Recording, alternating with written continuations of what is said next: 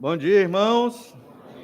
Graças a Deus por estarmos reunidos hoje, a igreja, coluna e baluarte da verdade, para podermos adorar o Senhor, né? Graças a Deus, hoje na época das mídias tem que fazer essas coisas, né? Mas sabe para que é isso? É para motivar os irmãos a vir para a escola dominical, certo? Essa é a ideia, é uma motivação. Aí o irmão está lá assistindo TV domingo de manhã, ou foi para a praia, mexe no celular, opa, escola dominical. Aí ele fica triste, porque é crente, né? Crente fica triste quando peca. Aí eu vou próximo domingo. Entendeu? Por isso, esse é o ministério aqui do irmão. Motivar. Não sei se eu motivei, mas, mas a ideia é essa. Irmãos, a igreja resolvendo problemas doutrinários, estamos estudando Atos capítulo 15, um texto grande, enorme aqui. Abra sua Bíblia lá em Atos 15. E a igreja sofreu muitas perseguições físicas. Lembra que sempre que você lê o Novo Testamento, a igreja do Novo Testamento, ela é uma igreja perseguida. Esse é o modelo de igreja que nós temos. Não há desculpas para você servir na igreja de Jesus, certo? Porque os primeiros cristãos, eles foram perseguidos e perseveraram na fé. Óbvio que sempre tem aqueles que, infelizmente, ficam no meio do caminho, mas aqueles que creram em Jesus perseveram. Nós não somos uma igreja perseguida como a do Novo Testamento, somos uma igreja abençoada, temos muitas bênçãos do Senhor, mas, irmãos, somos uma igreja muito acomodada, a igreja moderna, de modo geral, a igreja muito acomodada, a igreja que não batalha, que não vibra, que não ora como deveria, que não investe a vida nas coisas do Senhor como deveria. Esse é o retrato da igreja moderna em que nós vivemos. Isso serve para que nós façamos a reflexão e nos arrependamos dos nossos pecados e saiba que não há limite para você investir sua vida na obra do Senhor. A igreja resolvendo problemas doutrinários. Vimos o discurso de Pedro, onde o Espírito Santo legitima a salvação pela graça. Vimos no domingo passado como Pedro, ele foi realmente transformado. Lá em Gálatas 2, mostra um Pedro com vergonha de defender a fé, né, se afastando dos gentios, com medo dos da circuncisão que vieram da parte de Tiago. E vimos que Tiago parece que também estava compactuando com esse erro. O pastor da igreja de Jerusalém, o próprio irmão do Senhor Jesus Cristo, autor da epístola de Tiago, e o próprio Barnabé, né, um grande missionário, um homem de Deus. Não tem nada no Novo Testamento que fale mal de Barnabé, exceto esse detalhe que até Barnabé se deixou levar pela dissimulação dos judeus que diziam: você é salvo por Jesus, mas tem que guardar a lei de Moisés também. Esse é o grande problema, salvação através de obras. E agora nós vamos ver o argumento de Tiago. Teve o argumento de Pedro, teve também o argumento de Paulo e Barnabé no verso 12, que foi bem sintético. Por quê? Porque basicamente o argumento deles é falar da viagem missionária em Atos 13 e 14. Então o que é que Lucas fez? Botou só um versículo. Mas deve ter demorado bastante o argumento dos missionários, porque eles viram os gregos se convertendo ali com a pregação do evangelho. E então começa o argumento de Tiago. O argumento de Tiago é que a salvação pela graça, ela existe desde o Antigo Testamento. As pessoas na velha aliança também eram salvos pela graça. Ninguém nunca foi salvo pela observação da lei de Moisés. Pelo contrário, a lei de Moisés tinha um propósito de mostrar o pecado do homem, não o propósito de salvar o homem ao cumprir a lei de Moisés. Quando a gente fala lei de Moisés, só para que você entenda, são 613 mandamentos. Estão ali de Êxodo a Deuteronômio. Aí você diz: pastor, eu pensei que eram só 10 mandamentos. Os 10 mandamentos são o sumário da lei. Você compra um livro, não tem o índice, sumário, e não tem os capítulos? Pronto, na lei de Moisés havia um índice. O índice, o sumário, são os 10 mandamentos, também chamados de as 10 palavras. Todos os 613 mandamentos derivam, direto ou indiretamente, dos 10 mandamentos. E esses 10 mandamentos estão no Novo Testamento, os princípios da lei de Moisés estão no Novo Testamento, mas não na forma de lei, né? Porque a lei era assim, se você desobedeceu, você paga a penalidade. Existia uma penalidade para a quebra da lei de Moisés, uma mais branda, outra mais severa, algumas penalidades eram ao nível da pena capital, pena de morte, certo? Então, Tiago concorda com Pedro, e olha o que a gente lê. Vamos primeiro ler o verso 12, diz assim: E toda a multidão silenciou, passando a ouvir a Barnabé e a Paulo, que contavam quantos sinais e prodígios Deus fizera por meio deles entre os gentios. Isso aqui, obviamente, é o capítulo 13 e 14 do livro de Atos, certo? Agora, Tiago passa a falar no verso 13. Depois que eles terminaram, falou Tiago dizendo: Irmãos, atentai nas minhas palavras. E aqui a gente quer relembrar o que já foi dito anteriormente. Falou o líder dos apóstolos, Pedro, falaram os missionários envolvidos na questão, Barnabé e Paulo, e agora falou, por último, o que ia dar a decisão final, ou pelo menos não era a decisão, mas ele ia apresentar a proposta final, Tiago. A gente entende, pelo texto aqui, obviamente, pelos argumentos, que Tiago era o líder mais importante aqui, porque era o pastor da igreja de Jerusalém. O último que deu aquela proposta, essa proposta ela não foi ao acaso, ele não falou, eu não sei o que eu vou falar, vamos lá, que Deus me ajude. Aí Tiago fala e sai com essa proposta. Não foi assim. Eles se reuniram antecipadamente, apóstolos e pastores e os missionários tiveram grande discussão para resolver esse problema que envolvia a história da igreja, tudo que seria a igreja no futuro, e decidiram o que iriam falar. Então foi tudo programado, antecipadamente. Não foi de última hora. Não tenha esse entendimento, porque não foi assim. A gente viu isso em outros momentos aqui. Então, Tiago começa a falar no verso 14. Expôs Simão como Deus primeiramente visitou os gentios, a fim de constituir dentre eles um povo para o seu nome. Então, ele concorda com Simão Pedro, né? Deus constituiu os gentios a fim de fazer deles um povo para o nome. Por quê? Porque Israel, nesse momento aqui, já tinha fracassado como povo de Deus.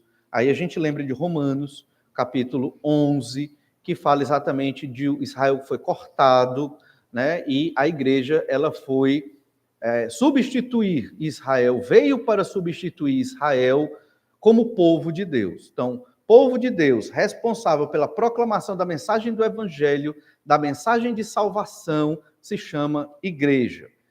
A gente não está falando de denominações, porque a gente nem sabe, né, hoje quantas denominações a igreja cristã possui. São inúmeras, não dá nem para elencar aqui, mas existe uma igreja verdadeira dos crentes no Senhor Jesus Cristo, e é dessa igreja que nós estamos falando. E então ele concorda com Pedro, dizendo que Deus pegou os gentios para formar um povo. Não pense que isso aconteceu só no Novo Testamento, que Deus chama os gentios, os que não são judeus, para fazer parte do povo dele. Isso é um erro. Isso acontece desde o Antigo Testamento. Muitos que não eram israelitas fizeram parte do povo de Deus. Por sinal, a missão de Israel era chamar as nações para adorar o Senhor, Deus de Israel. Sempre foi a proposta. Israel foi criado como nação para ser um testemunho da glória de Deus entre as nações. Vários textos do Antigo Testamento mostram isso. Essa era a estratégia missionária do Antigo Testamento, da Velha Aliança, né? Diferente da estratégia missionária do Novo Testamento, da Nova Aliança. Na Nova Aliança, a igreja envia missionários, mas era um momento diferente. No Império Romano, havia muitas estradas, havia uma integração muito maior no mundo antigo ali, no Mediterrâneo. Quando foi no período da Velha Aliança, era bem diferente. As nações estavam em grande disputa umas com as outras, né? Então, Israel não mandava um profeta evangelizar. Tinha exceção, como Jonas. É uma exceção, certo? Deus mandou Jonas salvar ali, levar a salvação aos ninivitas. Mas não era costume um profeta ir pregar noutra nação, de forma nenhuma, certo? Então, a ideia aqui é que Israel, como povo, testemunhava para as nações. Raabe, por exemplo, creu no Senhor, se converteu, baseado no testemunho de Israel, quando saiu do Egito. Todos os de Jericó, ouviram os rumores e as notícias desse povo que saiu do Egito, estava indo vagando ali pelo deserto durante 40 anos, e depois chegaram ali. Então, foram muitos anos para essas notícias chegarem até os cidadãos de Jericó. Então, alguns se converteram. Raabe, né, sua família se converteu ali, baseado nesse testemunho de Israel, e outros gentios também se converteram assim. Então, desde o Antigo Testamento, os gentios eram chamados para a conversão e para fazer parte da nação de Israel. Quem tinha a fé de Abraão era um verdadeiro israelita, né? Paulo disse lá na Epístola aos Gálatas. No entanto, o povo de Deus era Israel. Se você se convertia no Antigo Testamento, você se tornava um israelita, por fé. Não de raça, mas de fé. Era um israelita, de fé. Entende? Então, essa era a lógica da velha aliança. Na nova aliança, não. Você não se torna um israelita ao crer em Jesus. Você se torna um crente no seu Jesus Cristo, um cristão. Certo? Essa é a ideia. Um cristão, eu sei que esvaziaram esse nome, deturparam esse nome, mas ele é bíblico. Está lá em Antioquia, os crentes foram pela primeira vez chamados de cristãos ali. Nós somos cristãos. Existem cristãos realmente falsos, nominais, que não carregam a cruz de Jesus na sua vida. Nós somos cristãos de fato. Nós, os que estão aqui, que creram em Jesus e vivem pela fé em Jesus, são os cristãos de fato. E é interessante que Tiago concorda com Pedro, voltando para o argumento aqui, e ele cita um texto do Antigo Testamento para argumentar a favor de que o Senhor está chamando os gentios para formar um novo povo, no caso a igreja. Atos 15, 15. Olha o que diz aí em Atos, capítulo 15, verso 15. Conferem com isto as palavras dos profetas como está escrito. Olha, ele está citando o Antigo Testamento. Verso 16. Cumpridas estas coisas, voltarei e reedificarei o tabernáculo caído de Davi, levantando de suas ruínas, restaurá-lo-ei. E aqui ele está citando Amós 9:11. Olha o que é que diz lá em Amós 9:11. Naquele dia, levantarei o tabernáculo caído de Davi, repararei as suas brechas, e levantando das suas ruínas, restaurá-lo-ei como fora nos dias da antiguidade. Como é que Tiago, ou por que Tiago citou essa profecia lá do final do livro de Amós? Lembre-se, Israel, naquele período, estava vivendo um momento de grande incredulidade. Estavam desviados do caminho do Senhor. Toda a profecia de Amós é para que Israel se arrependa dos seus pecados. O que é o tabernáculo caído de Davi? Na verdade, não existia templo nesse período, né? Salomão é que viria a construir o templo, né? Salomão estaria construindo o templo, então, por que usou o termo tabernáculo? E por que de Davi? Está se referindo a uma nova construção do tabernáculo? Não. Ele está falando da descendência de Davi, que seria recolocada no poder da nação de Israel, para Israel viver segundo a vontade de Deus. Quando isso iria acontecer? Quando o tabernáculo de Davi seria reconstruído? Quando o Messias viesse, o Senhor Jesus Cristo. Quando ele viesse para governar novamente Israel e toda a humanidade. Isso ainda não aconteceu completamente, porque Jesus hoje não está governando aqui na terra, né, a humanidade. Jesus ainda não completou o seu plano de justiça e de instalação do governo de Deus aqui na terra. Mas esse plano está em curso. Ele foi iniciado. Quando? quando o descendente de Davi, o Messias, o Senhor Jesus Cristo, nasceu, fez-se carne, porque é Deus, sempre foi Deus, mas fez-se carne nascendo ali da Virgem Maria, e ele, o Senhor Jesus Cristo, entrou em Jerusalém montado num jumentinho, indicando que ele é o rei de Jerusalém, o rei prometido que haveria de vir, não somente homem, mas Deus também, completamente Deus, completamente homem, vindo para governar não só Jerusalém, mas toda a humanidade. Só que Jesus foi morto na cruz, ressuscitou ao terceiro dia e subiu ao céu, e nós temos incontáveis promessas na Bíblia de que ele há de voltar para estabelecer o seu governo. Amós cita somente que a restauração do tabernáculo caído de Davi é a restauração da dinastia de Davi novamente ao poder. Isso vai acontecer quando Jesus novamente vier para agora governar toda a humanidade, julgar aqueles que quiseram viver em pecado e não glorificar a Deus e rejeitaram a salvação de Jesus, serão julgados e condenados, e os que creram no Senhor Jesus Cristo, pela graça de Deus, salvos da condenação dos seus pecados. É exatamente isso que Tiago está mencionando aqui. Mas é interessante, nós temos aqui a ideia do tabernáculo, lá em João capítulo 1, verso 14, nós lemos assim, o Evangelho de João 1,14. E o Verbo se fez carne e habitou entre nós, cheio de graça e de verdade, e vimos a sua glória, glória como unigênito do Pai. O Verbo é Deus, é a segunda pessoa da Trindade.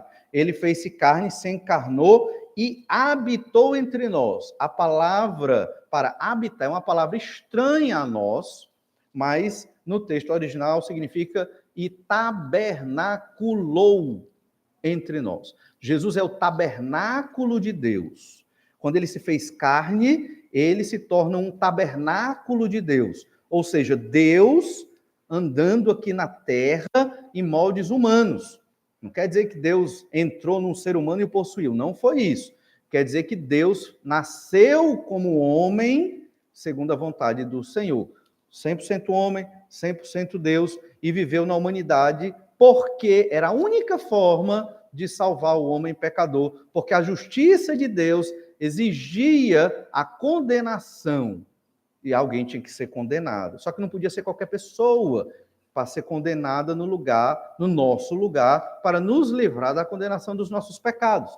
Tinha que ser alguém que era homem e alguém que era e que é Deus. Só existe uma pessoa assim em todo o universo, o Senhor Jesus Cristo. Como homem, ele representa a raça humana na condenação. Como Deus, ele tem todas as qualidades para ser o sacrifício perfeito que vai expiar ou que vai pagar a pena da justiça de Deus. Então, Jesus Cristo foi sacrifício no sentido de que ele recebeu o castigo que nós deveríamos receber. E é por isso que dizemos que entregamos nossa vida a Jesus, porque ele comprou nossa vida. Não quer dizer que ele comprou de Satanás, Satanás não tem condição de vender nada para ninguém, né? Jesus não comprou de Satanás a nossa vida, mas comprou no sentido de que ele pagou o preço para que viéssemos a ser considerados inocentes, embora não sejamos, mas considerados inocentes e justos aos olhos de Deus, diante do tribunal de Deus. E Jesus foi considerado o criminoso e o pecador, embora não tivesse nenhum pecado. Assim é a nossa salvação. E é nesse sentido que Jesus tabernaculou entre nós. Ele é o tabernáculo caído de Davi que será restaurado. Então, Tiago usa isso no seu argumento. Você percebe, irmãos, como é importante conhecer a Bíblia Sagrada para você argumentar sobre uma verdade? Percebe? É um argumento muito sofisticado, é um argumento muito bem elaborado. Nós, crentes, temos que ler nossa Bíblia em profundidade para saber argumentar até para nós mesmos se as atitudes que estamos tomando são corretas ou não. Você pode entender uma doutrina errada, isso pode prejudicar toda a sua vida. Então você tem que ler a Bíblia, estudar a Bíblia, conhecer a Escritura para saber argumentar da maneira correta. Se Tiago errasse nesse argumento, é claro que tem a vontade de Deus, mas se Tiago errasse nesse argumento, dentro de uma perspectiva humana, toda a igreja seria prejudicada, não só a de Jerusalém, mas as igrejas que estavam sendo plantadas pelos missionários. Haveria um cisma enorme na igreja por falta de argumentos bíblicos.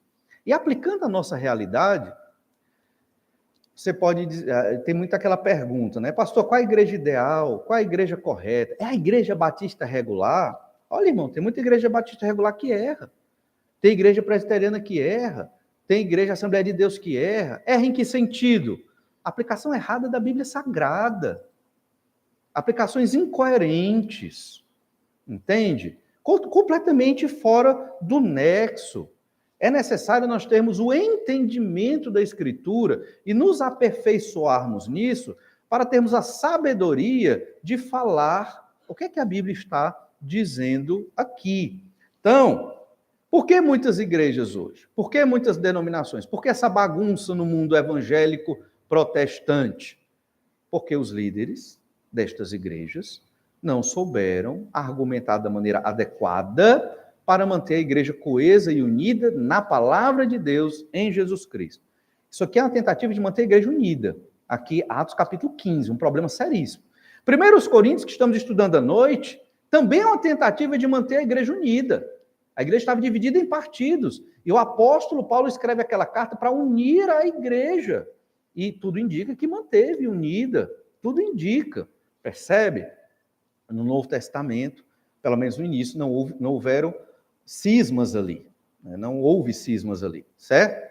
Mas, na história da igreja, muitos cismas, muitas divisões. Por quê?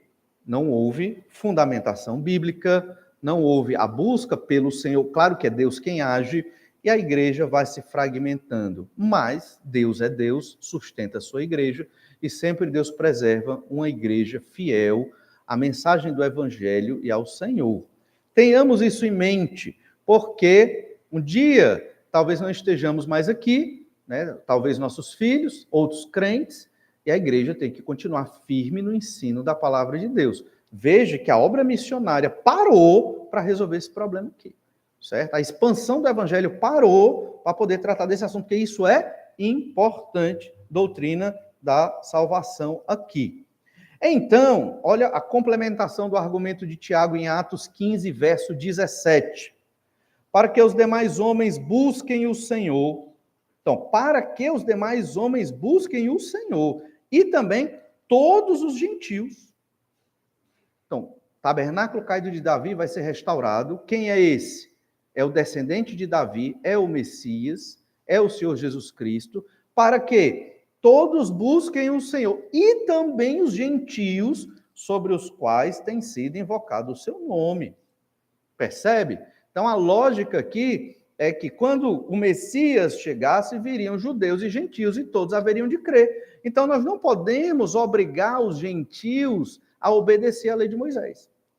Esse é o argumento. E ele continua, verso 18.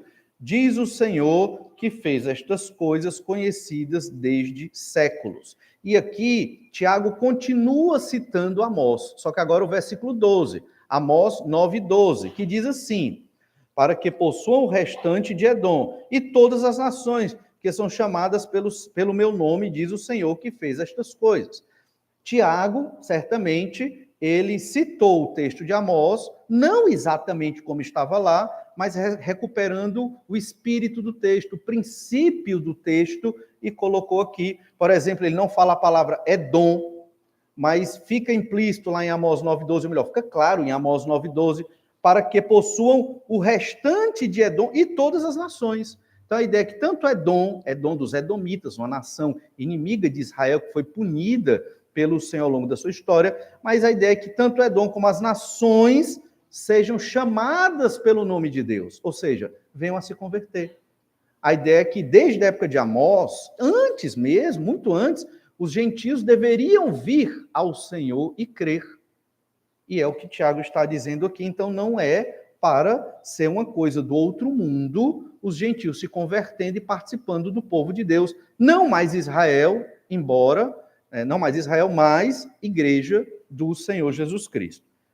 A salvação pela graça é desde o Antigo Testamento. Esse é o argumento aqui de Tiago.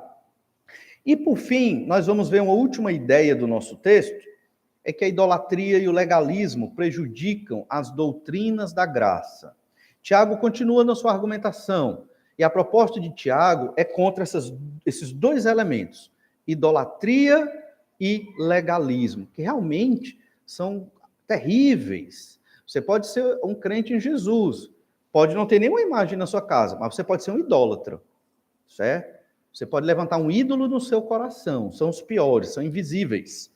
Isso é um grande pecado, ser um idólatra.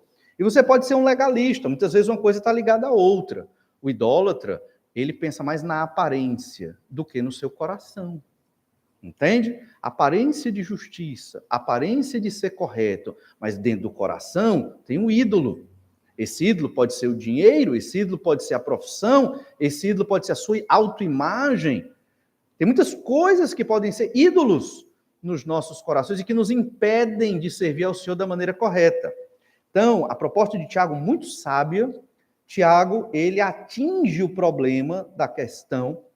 Não sei se veio da cabeça de Tiago mesmo, ele que está falando aqui, mas pode ter sido dentro daquela reunião, antes do concílio, e eles debatendo, chegaram nessa conclusão e decidiram, Tiago, já que você é o pastor, é o dono da casa, né, Jerusalém, você vai ser a pessoa que vai apresentar a solução. Pode ter sido assim, não sabemos. Mas a imaginação é maravilhosa, a gente pode imaginar e pensar como foi. Atos 15, 19. Pelo que julgo eu, não devemos perturbar aqueles que dentre os gentios se convertem a Deus. Essa foi a decisão de Tiago. Não perturbem os gentios que creem. Deixem eles crer à vontade. Não devem ser obrigados a se circuncidar. Não devem ser obrigados a guardar o sábado. Não devem ser obrigados a cumprir as dietas alimentares da lei de Levítico. Verso 20. Mas escrever-lhes que se abstenham. Aí ele vai dizer as coisas que os gentios devem se abster. Contaminações dos ídolos, bem como as relações sexuais ilícitas, da carne de animais sufocados e do sangue. 4 elementos aqui que os gentios, gregos e romanos, devem se abster. Por que esses 4 elementos? Veja que contaminações dos ídolos e relações sexuais ilícitas é óbvio, é claro, né? Mas carne de animais sufocados e sangue já é muito da lei de Moisés. Aí você fica, né? Baseado no Concílio de Jerusalém, até hoje tem muitos crentes, pastores, que não comem carne com sangue e até certos tipos de carnes, né? Essa ideia da carne de animais sufocados é a forma em que o animal era morto, que mantinha o sangue na carne, mesmo que derramasse muito do sangue, mas ainda ficava muito sangue na carne. O judeu era muito cuidadoso nisso. Quando ele matava o animal, ele tirava, lavava bem, tirava tudo do sangue daquela carne. E a ideia é que a carne de animais sufocados trazia muito sangue ainda. Outros vão dizer que eram animais que mortos. Você está andando na estrada, viu um animal morto, não apodreceu não, vou levar. Né? Mas o sangue ficou ali muito tempo, então contaminava o animal. Então, como é que você faz essa relação aqui de coisas, obviamente, pecado e elementos da lei de Moisés? É porque esses 4 elementos estavam relacionados à idolatria do mundo grego, certo? Contaminação dos ídolos, obviamente, tudo que estava relacionado à idolatria. A gente lê isso principalmente em 1 Coríntios 8 e 1 Coríntios capítulo 10. Vamos estudar isso mais à frente, domingo à noite. Relações sexuais ilícitas, porque os cultos idólatras tinham como prática, desde os tempos do Antigo Testamento, em várias culturas, não só na cultura grega, prostitutos e prostitutas cultuais. Então, existia o ato de relações sexuais na adoração aos ídolos dos gregos, dos romanos e de outras culturas antigas. Então, essa era a ideia. Mas também, quando um grego ou um romano se convertia, a exceção era ele ter uma mulher só. Ele poderia ter 2, 3, 4 mulheres e talvez 1 ou 2 homens, sei lá. O negócio era muito bagunçado naquela época, certo? Então, poderia ter 2 homens. Era muito comum na cultura greco-romana, muito comum. Não estou dizendo que é correto, entendeu? Mas era uma cultura, era comum isso acontecer naquela época. A exceção eram os espartanos e outros gregos, que não gostavam dos atenienses, porque os atenienses tinham mais esse tipo de cultura. Mas, de modo geral, o mundo grego era assim. Quando uma pessoa dessa se convertia, você percebe as implicações? Você entende? E agora, se eu tenho 3 esposas e tenho um amante aqui, como é que eu vou para a igreja? Como é que os irmãos vão me encontrar? A gente não tem textos na Bíblia que explicitam muito isso. Mas é por isso que Tiago está colocando essa restrição, né? Que vocês se apartem das relações sexuais ilícitas. Por implicação, né, ou até dedução mesmo, nós entendemos que quando um homem se convertia naquela época, ele elegia uma esposa, essa é a minha esposa. Normalmente ali deveria ser a primeira, pela lógica, e as outras ele cuidava, alimentava, tratava, não desprezava, mas não tratava como esposa. E, obviamente, o homem era rejeitado, claro. E aí ele teria uma esposa, e aí essa é a minha esposa. E as outras, ele teria que dar o amparo, o cuidado e dos filhos, mas não como esposas. Não sei se deu para entender bem, mas provavelmente era assim. Quando diz lá em 1 Timóteo, capítulo 3, que o pastor seja marido de uma só esposa, ou melhor, que ele tem uma só mulher, né, melhor dizendo, não quer dizer que ele não trata de divórcio e recasamento. Esse texto não trata de divórcio e recasamento. Esse texto trata de poligamia, de ter várias mulheres. Então, quando Paulo pede para Tito ir atrás de um pastor lá para as igrejas, né, de Creta, tinham que ser pastores, homens, tinham que ser homens crentes, que tinham uma esposa. Entende? Ele não podia ter 2. Se ele tivesse 2 esposas, não podia ser pastor. Mesmo que ele desprezasse uma e ficasse com a outra, ele tinha que ter uma esposa. O texto foi escrito pensando nessa lógica da poligamia do mundo greco-romano. A gente não entende essa questão porque para nós não é comum, mas naquela época isso era terrível. Então, por isso que Tiago, junto com apóstolos, os pastores de Jerusalém e os missionários, chegaram nesse entendimento. Não se contaminar com os ídolos, não se contaminar nessas relações sexuais ilícitas, fora do casamento, e não comer esse tipo de carne de animais com sangue, ou beber sangue mesmo, ou rituais com sangue, porque tudo isso estava ligado à idolatria. Então, essas 4 abstenções era para os gregos se afastarem da idolatria daquela época. Logo, se nós não temos esse tipo de idolatria hoje, na nossa cultura, a gente recupera o que é mais relevante para nós, certo? A idolatria que nós temos é uma idolatria muito mais invisível, pensando nos crentes em Jesus, né? E aqui é um contexto de crentes, viu? Então, a gente idolatra a moeda, idolatra a imagem, idolatra a felicidade, idolatra o descanso, idolatra o lazer. São ídolos da modernidade no nosso coração. E no verso 21, Atos 15, 21, porque Moisés tem em cada cidade, desde tempos antigos, os que pregam nas sinagogas, onde é lido todos os sábados. Outra razão é se livrar da idolatria. Por quê? Porque vocês, gentios, vão escandalizar e prejudicar os irmãos judeus.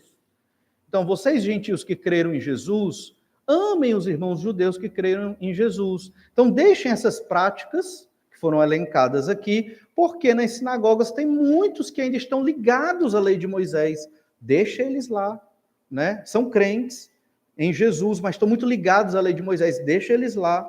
E se apartem dessas questões, porque isso alivia a tensão entre crentes judeus e gentios, e vocês não vão prejudicar os irmãos judeus com esse tipo de comportamento. Tanto que Paulo, sempre quando ia a Jerusalém, ele cumpria votos, ele seguia a lei de Moisés, exatamente para não escandalizar seus irmãos judeus.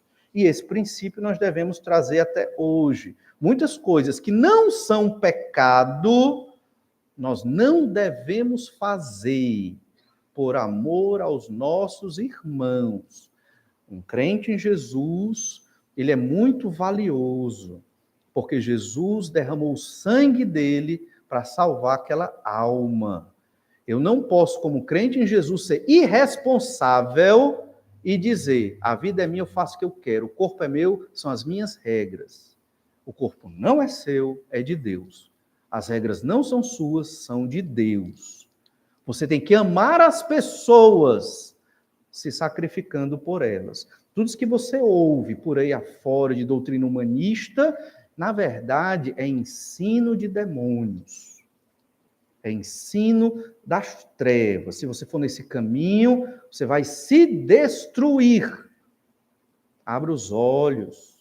Siga a Bíblia Sagrada. Abstenha-se. Às vezes certas coisas não são pecado, mas eu vou deixar de fazer. Porque eu sei que lá na minha igreja tem aquele irmão que vai se ofender se eu fizer isso. Certo? Eu vou deixar de fazer. Isso não é nada. Isso é uma bobagem. Por que eu tenho que fazer? Eu vou amar o meu irmão. Certo? Então, é assim que os crentes vivem. E o verso 22 diz: então pareceu bem aos apóstolos e aos presbíteros, com toda a igreja, tendo elegido homens dentre eles, enviá-los juntamente com Paulo e Barnabé a Antioquia. Foram Judas, chamado Barsabás, e Silas, homens notáveis entre os irmãos. Por que para Antioquia? Porque foi de lá que saiu a primeira viagem missionária, de lá essa carta iria para as outras igrejas que foram plantadas pelo ministério da igreja de Antioquia. E assim se estabeleceu uma certa paz na igreja do primeiro século. Veja como foi difícil. Não foi nada fácil, mas Deus usou esses homens para isso. Nós, crentes em Jesus, irmãos, devemos ter esse tipo de sabedoria. Aproveite a igreja, estude a sua palavra, a palavra de Deus. Quintas-feiras temos estudado em profundidade a Escritura, se você quer se aperfeiçoar mais.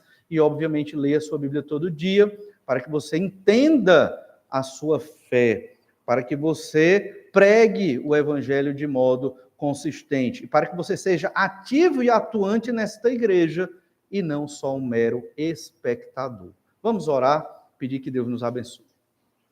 Obrigado, Senhor, pela bênção de hoje. Ajuda-nos, Senhor Deus, a viver segundo a Tua palavra, que eu te peço em nome de Jesus. Amém.